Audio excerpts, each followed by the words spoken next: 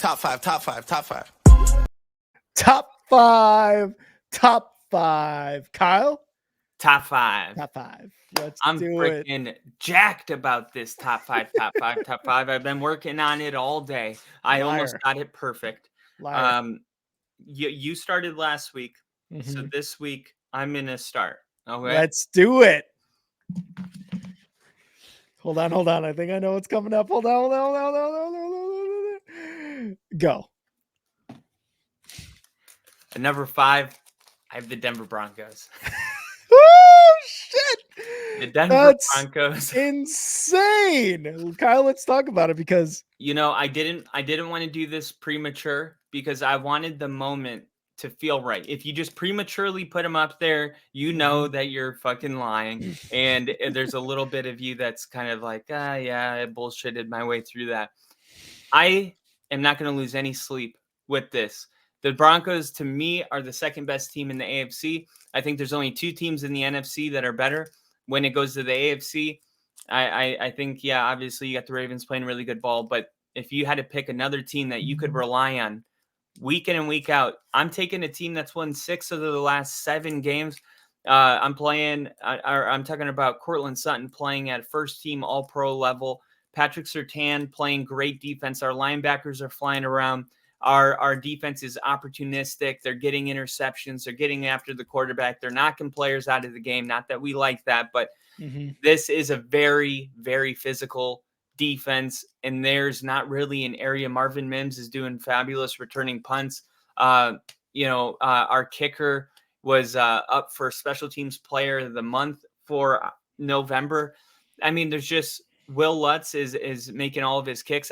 There's just not really a glaring weakness on the team, and it's just one of those where it's slowly just progressed into like fluke, and then eventually we're like, okay, maybe these aren't flukes. Maybe we just figured out who Denver is, and who they are is not sexy. It's not explosive. But the scoring's down this year. And because Denver's taking advantage of their points, advantage of the turnover battle, and Russell Wilson's not making mistakes and he's throwing touchdown passes, you got one of the most dangerous teams in the NFL. I can't believe I'm saying it, but I have no words. You start 1-5 and you end up at number 5 on my power rankings. I could have never have dreamed for this to happen. And now 1 game out, I'm seeing things like, should the Chiefs be worried about the Broncos?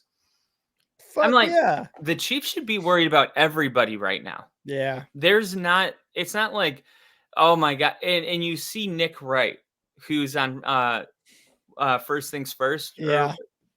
And he is a Chiefs fan and he hates the Broncos. And he's like, they're going to finish 8-9, just like they were projected. They were just so bad in the beginning of the season that once they started playing at an average level, we were like, they're great because of how bad they were. And I was like, I could understand there's a little bit of truth to that. Like if you're playing really bad, when you somewhat turn it around, people are going to give you your flowers. Yeah. But you shouldn't give someone flowers because they were so bad. You should give them flowers. And I think he's robbing the kind of the good moral of what Denver's accomplished. 100%. It's not easy to turn a team around that's 1-5.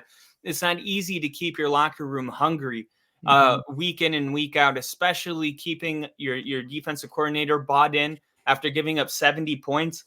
This is one of the all-time great turnarounds in NFL history, and it's happened to be my Denver Broncos. And it just feels good to be a fan of a team that is gives me a reason to be happy, gives me a reason to want to tell people I'm a Denver Broncos fan and not get jokes or laughed at, but be taken serious in the NFL. Sean Payton in 1 year has turned 7 years of just terrible football. He's turned it all around in just 14 weeks. Unbelievable. I love it. I'm very happy for you. And these two, honestly, the top five for me this week was tough. It was tough. You had a lot of top teams losing, and it was difficult to put people in this top 5.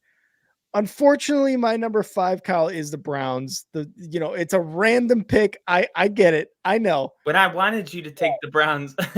I know, but you're looking at me like, what the hell are you doing, dude? Because yes, We even just I'm like, beat the Browns. and I get it. But I'm here thinking like, I can't put the Chiefs there after the loss. I could maybe put the Bills, but like, what if they get one good win in the last 4 weeks? The Browns have been somewhat consistent with their defense, and now Flacco looks pretty good. It's like, okay, they had a really good win against the Texans, who I thought were going to win this week. I thought they were going to be a top 5 team.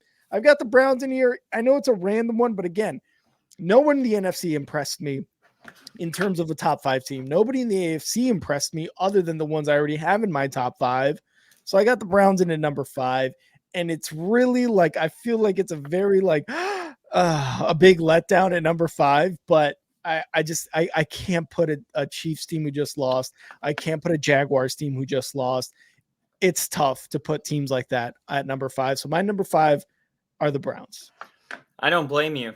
At number 4, I got the Detroit Lions. Wow. Now, Detroit is not playing good football right now. They're coming off a bad loss to Chicago. But if I had to pick, my 5 teams that I trust, somehow the Lions are still in there because I know Dan Campbell is a great coach, and I know that they have so much talent on that team. But I just, for whatever reason, they haven't been able to get it together. I don't like putting the Lions there, but like said, a lot of good teams lost. So yeah, it's so tough. You're going to have teams that are going to stay in it. I had Miami just missing at number 6, but the Detroit is coming off a bad loss and all of that. But when they're at their best, I've seen when Detroit's at their best, they're better than what I've seen from Philly at their best this year. Yeah. So that's why Philly moves out and Detroit gets to stay, is because we've seen, I think, in my opinion, enough glimpses of the Lions operating at a very, very high efficient level on primetime football. I'm not going to forget about all that. Lions 4. All right. And yeah, the Miami thing, like, you can't put them up there after they just lost to Tennessee either. You can't do that. What their defense failed to do in the last quarter, like, it's just impossible. All right. And the fact that without Tyreek, they had no offense. Yeah, and you still got Waddle, you still got Tua, you still got Raheem. Like, you still have plenty of weapons. So out of sync. And yet somehow, they're just out of sync. All right. Who do the Lions play again next week? The Denver Broncos. That's who I have at number 4. I've got the Denver Broncos as my number 4 team on my top 5. The Broncos have won 6 of their last 7, have looked good. And yes, there's been wins where it's been a last-minute Cortland Sutton tippy-toe touchdown. That doesn't matter. Look what they just did to the Chargers. Again, Herbertless, sure, whatever. They demolished them. That's exactly what you're supposed to do against these teams. Sean Payton has turned around the culture. He has turned around the defense. A little credit to Vance Joseph there. But the fact that you're able to get rid of a Randy Gregory, the fact that you have a Cortland Sutton who has double-digit touchdowns for the first time in what seems like a decade. Russ looks pretty damn good. Not decent, but he looks pretty damn good so far in these last 7 games, in which they've got a winning record now. They're 1 game out of the division lead. They are probably going to get into the playoffs here, whether a wild card or division. Like, it doesn't matter. Like, the Cowboys, I don't care what Nick Wright says. You can yuck the Denver yum, but facts are facts. They're playing very well right now, and they're going to win out the rest of the season. Denver Broncos at 4. Woo! Oh my gosh, you're making me nervous. For those of you who don't know, Kyle just erupted. Oh my God, dude. I came. All right, Kyle, I need you to come down from that and give me your number 3. Okay. I was not expecting that. When you went with the Browns at Browns. 5, I gave up. I was like, Yeah. oh, maybe next week. Okay. At number 3, I have the Baltimore Ravens. The Ravens have been the most consistent team in the AFC. I think right now they're the best team in the AFC. Played a close game against the Rams, but I think the Rams played a really good game of football. That was a good win. That I said it like 3 times this year. I'll say it one more time. I think when the Lions beat the Chargers in that back and forth game, very similar to this game. I think the ability, like when the Cowboys beat Seattle, when Seattle was going back and forth with Dallas, those wins are very impressive. When you can beat another team when they're at their best, it just shows how good a team really is. And Baltimore's battle tested. They're the best team in the AFC. Ravens at 3. 100% agree. I've also got the Ravens at 3. They luckily they were able to escape with a win, in overtime against the Rams, and the Rams put up a very good fight against the Ravens, and the Ravens were still able to come out on top.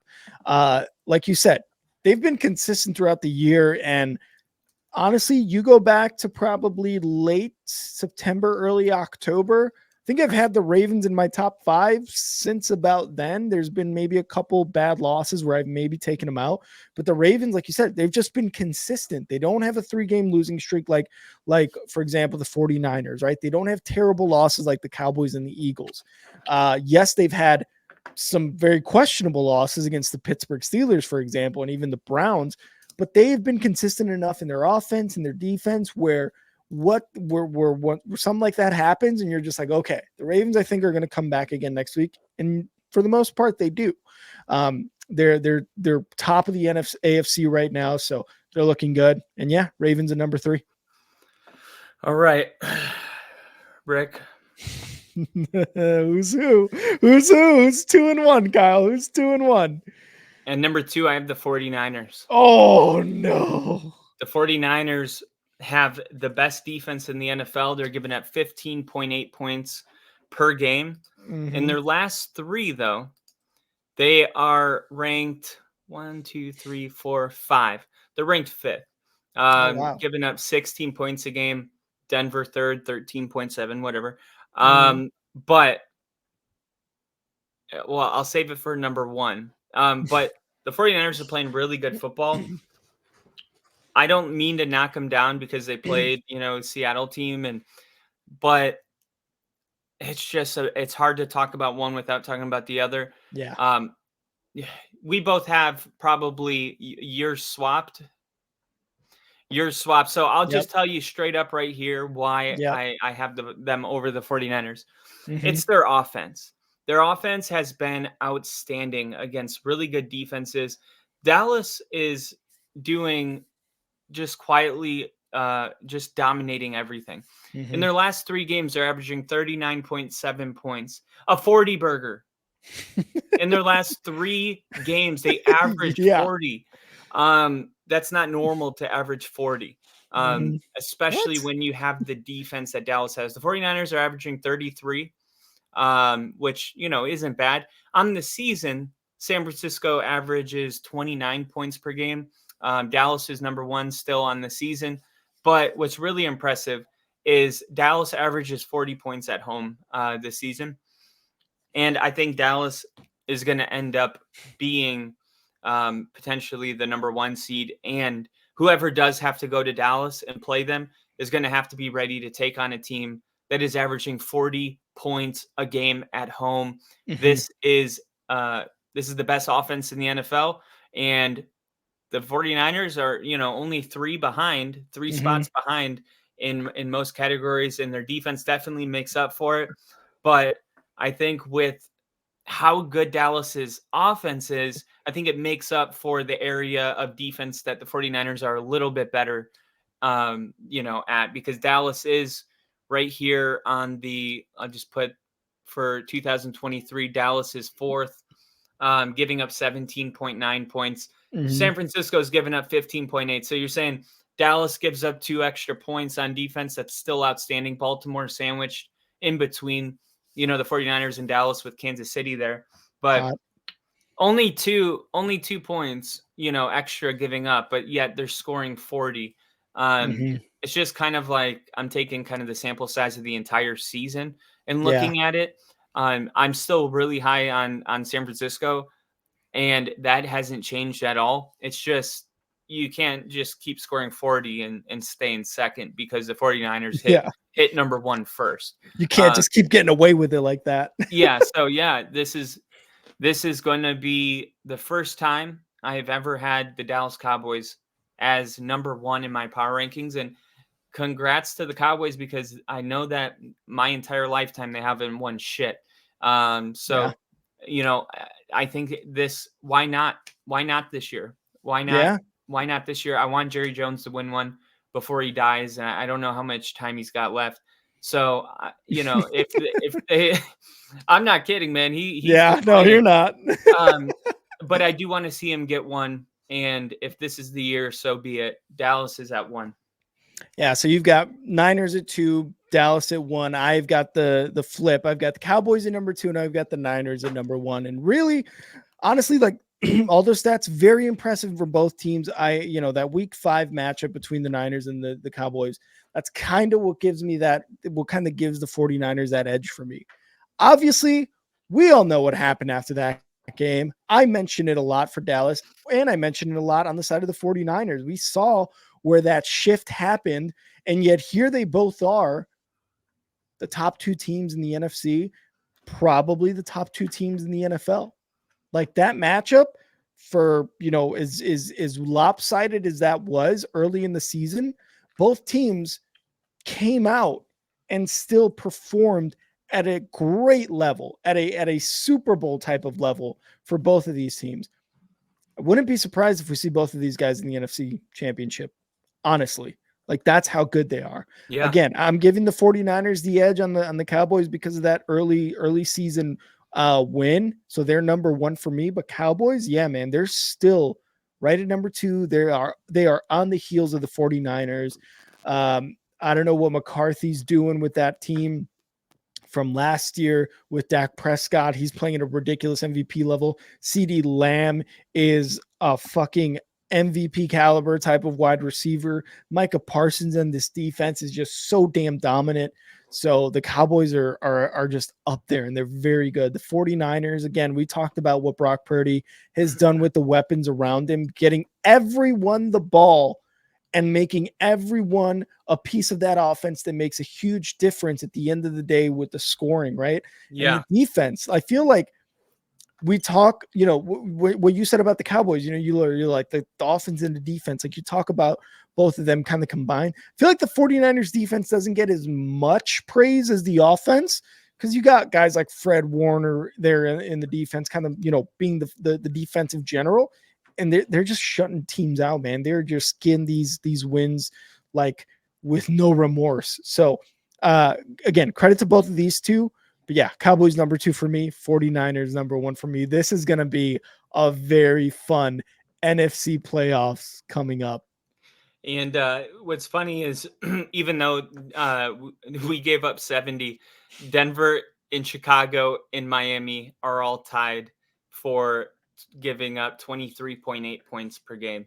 So Oh, wow. somehow we've they're climbing. climbed back into a respectable 23. Yeah. But yeah, I mean, I think also this is going to play out in the next couple of weeks. We got the 49ers playing the Cardinals 3-10 versus a 10-3 team. 49ers are going to crush them. But then for Dallas, they're going to be playing the Bills, and the Bills are playing for their whole season. That's going to be a tough game. And then the Ravens play the Jags, and the Eagles play the Seahawks. All those are going to be really good games. And then next week, the Cowboys are going to be playing the Dolphins, and the 49ers are going to be playing the Ravens on Monday night. So I think in the next 2 weeks, this kind of confusion about 49ers Cowboys, I really think it's gonna settle itself in about 2 weeks, because one of these teams is going to lose one of these games. We just don't know, is it the Cowboys or the 49ers? If they both, continue to win out, then we'll still be stuck. But yeah, there's a good chance that, one of these teams, loses, especially the Sunday Night Football game, Ravens Jags with Trevor Lawrence. I'm not sleeping on the Jags in that game at all. Nope, not at all. Not at all. These are all division leaders. These are all teams with winning records with like, a good amount of games over 500, right? Like these are teams that are thinking playoffs, not thinking like we need to make this game, like we need to win. They're thinking playoffs, right? So yeah, never count these kinds of teams out. Who says we won't be at home in the playoffs? Hey, and on that note, top 5, no debating. Top 5, top 5, top 5.